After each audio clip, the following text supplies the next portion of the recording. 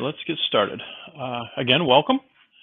This is the KMC Global Controls and Automation presentation, Industrial Internet of Things.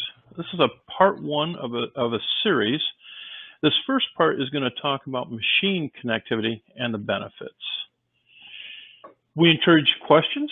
So if you have questions, please use the Q&A tab to enter your questions.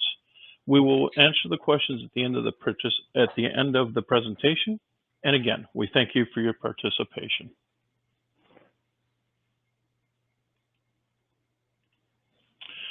I am Larry West.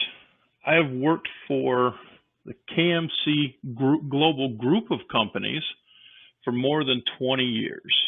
In that time, I have done engineering work, I've done service work and field engineering work for the company. Before that, I had done a 4-year service in the United States Navy as a gunner's mate.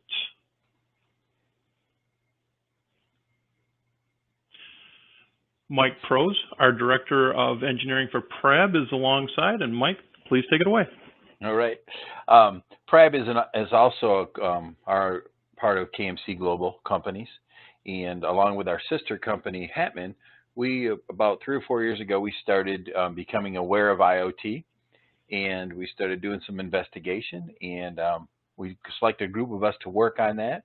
And so we've been working on IoT for 3 or 4 years, and we're just excited to share with you what we've learned about it and where we're going with it. Thank you, Mike. So in this presentation, what we're trying to convey is, first and foremost, what is IIoT? Next, we're going to talk about the business advantages, the industrial timeline, impact on your growth, the concept and data use, machine connectivity, the data types, and helping and starting the planning and getting started with your IIoT service. So what is the Internet of Things? The Internet of Things, really most simply said, is the process to move data online. One very basic example of IoT is package tracking. It has become a fundamental expectation of everyone who ships or receives packages. When we talk about the industrial Internet of Things, what we're talking about is moving machine data and business data online, making that information available to just about anyone, anywhere, on about any device. So the business advantages: better, more informed decision making, predictive and preventative maintenance, more professional customer experience, increased profit, more informed material management, and an increased uptime. Take it away, Mike. The Industry 4.0, if you're anything like I was, the first time I saw the email in 4.0, I'm like, I don't remember 3.0. But if you just kind of go back in time a little bit, what we call the first industrial revolution or Industry 1.0 is really when steam we went from man-powered to steam-powered and started to mechanize. And then the second industrial revolution is when they started to use electricity on assembly lines. Things became, mass production came along, things became more consistent, more repeatable. And then lastly, 3.0 is called the digital revolution, where we started to introduce computers to the process and PLCs to actually allow things to start to become automated. And that led up to Industry 4.0. 4.0, what we talk about, what the end goal in 4.0 is, lights out operation. To achieve that, machine data has to be provided interconnected between machines and provided to personnel to be able to monitor and run off-site. Industry 4.0 was publicly introduced in 2011, but it is believed that we actually entered into this new revolution around the turn of the century. Did you know the first email was sent in 1971, but it did not become a mainstream communication tool until about the mid-1990s. Took 25 years, give or take, to have that service become something that's now an industry standard. But imagine trying to do business today without email. Another interesting fact, 1903, statement was made: the horse is here to stay, but the automobile is only a novelty, a fad. That was said by the president of Michigan Savings Bank, that he was advising a person to buy or not to buy stock in Ford Motor Company. The reason why we talk about this is because it's so easy not to see the landscape that you're in while you're in it. But when you look back and you see just exactly where you're at and the opportunity you didn't take advantage of. So with that said, we really feel like if you're not currently implementing IIoT, you should be creating a plan. If you're not creating a plan, soon you will be falling behind. So the concept of IIoT, this slide, we've just put together a very simple and basic idea of what IIoT is. So you have your conveyor off on the left-hand side.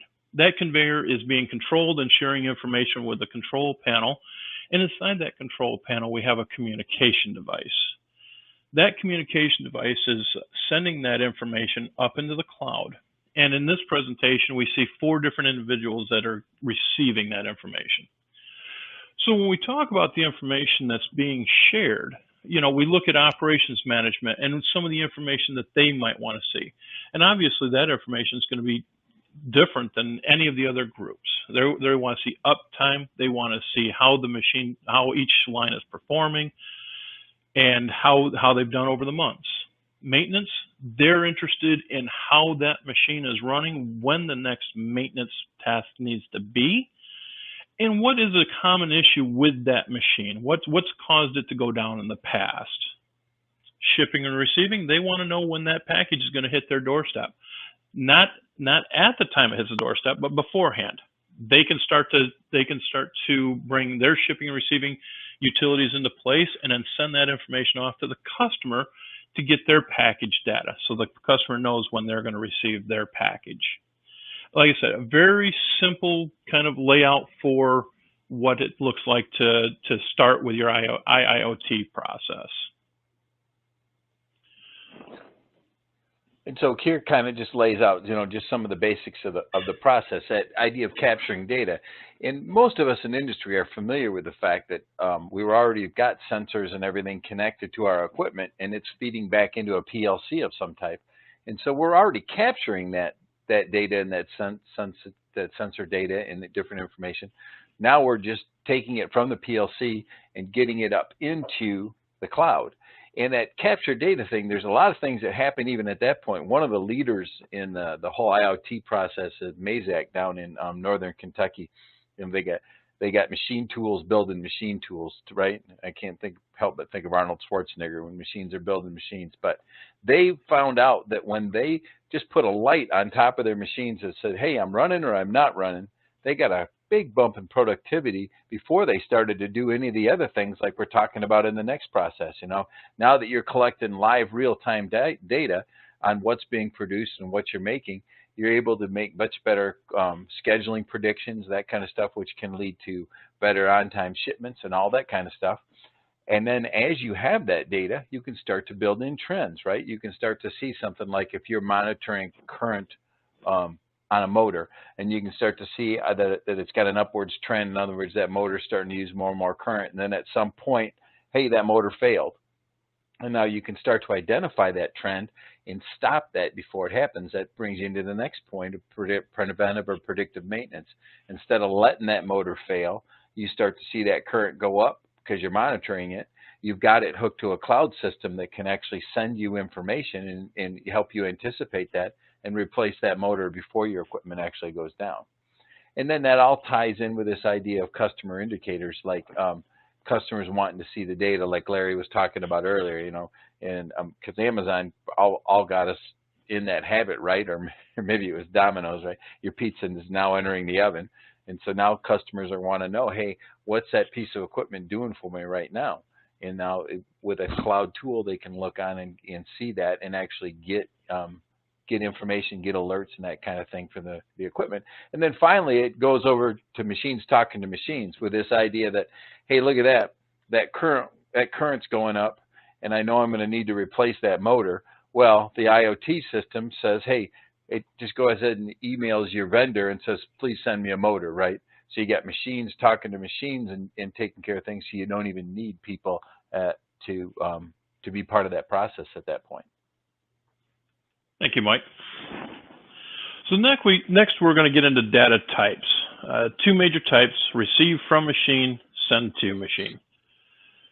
First data type we'll talk about is analog signaling. Analog signaling can be motor temp, bin temp, motor amps, these kinds of things. And from this, when Mike talked about his trends, that's what we're looking at, is to be able to look at those trends to see what is happening and what is going to happen. Once we've built up a nice table of history, we can start to do those predictive things to see what may start to happen. We also look at the digital I/O, some very simple switches and whatnot. And what we can look at here is how long has a piece of equipment run? How many times has a button been pushed? How long has a light been on? How long has a motor been running? These kinds of things can give us very, very key insights into what's going on with our machinery, and also give us some benefits as far as maintenance.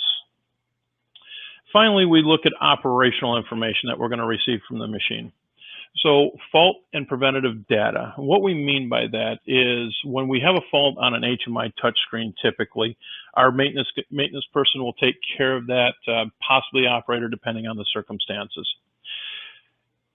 Fault after fault after fault can be the same, and nobody is recording that. In this process, you start to record those things, so when you see a routine fault happening, it can be taken care of on an administrative level versus a technician level, which will give you the opportunity to fix a problem once and for all versus just kicking it down the road. Finally, we look at sending data to the machine. Operational commands, start, stop. Dynamic commands such as speed set points, setting a temperature on a vessel or bin, and even sending in a message to an operator. If I'm at home and I see that a machine is starting to run hot, I can shoot a message from my phone that lights up a light and sends a message right to the HMI screen that tells the operator, hey, go take a look at this, shut down, whatever I want them to do, they can do. It doesn't take me calling them, or it doesn't take me getting my clothes on and getting right back to the plant in a hurry. It really gives you that point of contact for the person and the machine.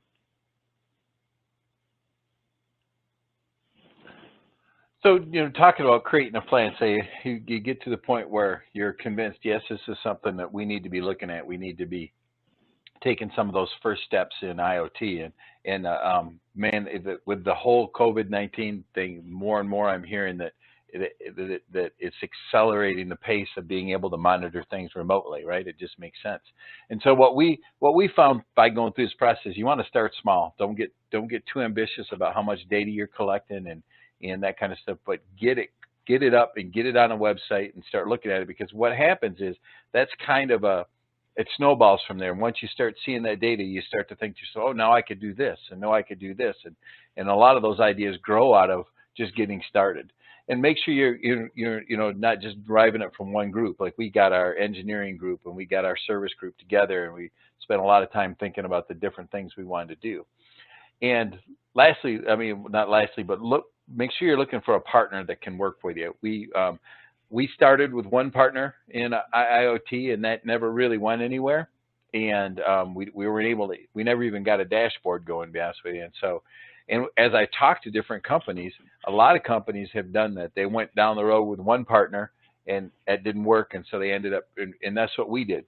We ended up teaming with another partner, and that went much, much better and much quicker. Things to keep in mind as you're talking to people: you want to own the data. You want to make sure that you have a way to have access, and that you can archive the data, so that if you end up switching IoT partners, all of your data is not locked into something where you can't get at it anymore. And the other the bullet point there about long-term contracts, where our equipment is in a lot of ways has been manufactured the same way for a long time. We're not typically a mindset of things are changing fast kind of thing. But in this field of IIoT, things are changing fast. Even since we've got started, we've gone through two or three generations of hardware we're using to connect to the web, and we're on the verge of updating to another one. And then lastly, make sure you've got a partner that can grow with you, because it's one thing to start collecting data, but then to have the abilities and the tools available to do some meaningful analysis on that data, you want to make sure your partner's got that capability as well. Thank you, Mike. So we're wrapping up this part one of our industrial Internet of Things. Our shameless plug: we do offer service, and our service is really geared to those starting businesses, people that haven't really looked or moved through their IIoT service at this point. It's the one thing that I want to stress about our package that I feel like we offer that's outside of what others do is when you entertain this package from start to finish, we do the signals, create the dashboards, and you have workable data when we're done. Most processes you buy right now, you buy the platform and then you've got to build it. We help you start that. Just a 2-minute shameless plug. I appreciate your time on that. Finally, if you have any questions, you want to contact us, you want to get started on your IIoT, please don't hesitate to contact us. My email, sales@kmcautomation.com. Visit our website, kmcautomation.com, or give us a call. With that said, I think we're going to move into the Q&A portion. Again, we do appreciate your participation. Hannah, did we have any questions? How do I hook up my equipment to IoT? So typically what we do is we will use a mitigation device such as an E1. In most control platforms, you have a PLC, and that PLC's already got the data built into it. So all we do is we take that data up into another device, like I said, something like an E1 or Red Lion, and then we produce that signals up to the cloud through that device. We use a separate device versus taking it straight out of the PLC because it adds an extra layer of security, and it also ease of our programming. It makes it quicker for us on the programming side. Good question. Next question, Hannah, if there's any. Is IoT secure? Yes, it can be. That's probably the best way to say it is it can be. It really goes to the security of your system as it is and the security of the partners you use. As I said, we use an E1 to add an extra layer of security. So you have security in your PLC, you have security in your E1, and then you have security on your web platform. With those 3 security devices in place, it makes it very secure. If you don't use those or don't use passwords, obviously it can be non-secure. Anything else, Hannah?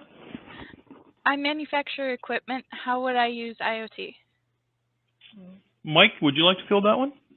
Sure. Well, in our knowledge or our plan or our thinking has kind of grown around this. We got involved. And when you first start talking about IoT, you hear this. Oh, I'll measure that motor current. When that current goes up, I can replace that motor before it fails, which is all very possible. But one of the things it does is you don't start there, right? Because you start collecting data, and then you have to analyze the data and start to make those predictions. One of the biggest things that we have changed in our thinking a little bit, or just began to realize, is that by having a dashboard for a piece of equipment, that you get real-time data from your equipment on how that equipment is working for your customer. And so it really sunk home with me when we were first getting our very first piece of equipment connected, and we were having some issues with the router.